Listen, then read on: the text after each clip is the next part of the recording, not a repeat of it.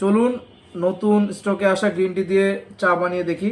বিসমিল্লাহ। এই যে এতটুকু পরিমাণ গ্রিন টি দিয়ে আপনারা 2 থেকে 3 মিনিট ঢেকে রাখবেন। এটা একজনের পরিমাণ।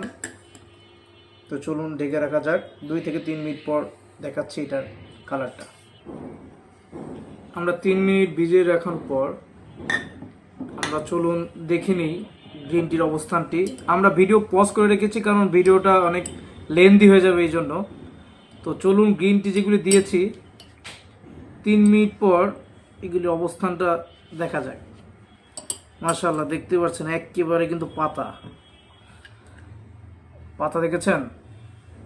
মনে হয় কি মাত্র পাতা ছিঁড়ে, এটা বিশ্বাস করার মতো না আসলে। দেখেন মনে হয় কি পাতা, আসলে র পাতা মনে হয় এখানে ঢেলে দিয়েছি।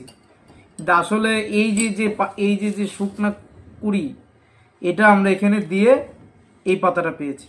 অর্ডার করতে পিউরির ওয়েবসাইট অথবা ডেসক্রিপশনে দেওয়া হটলাইন নম্বরে কল করে অর্ডারটি কনফার্ম করে ফেলো।